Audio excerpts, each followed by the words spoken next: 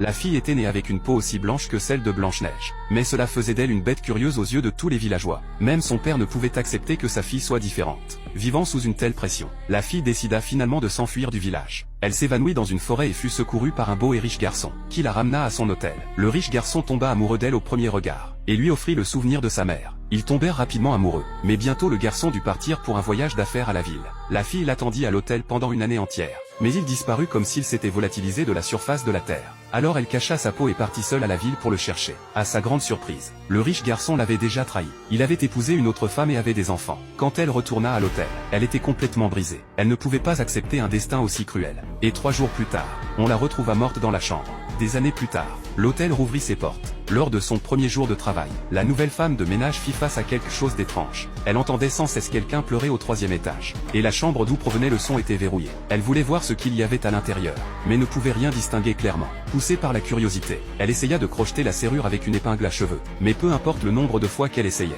elle n'arrivait pas à l'ouvrir. Alors qu'elle était sur le point d'abandonner et de partir, la porte verrouillée s'ouvrit soudainement d'elle-même.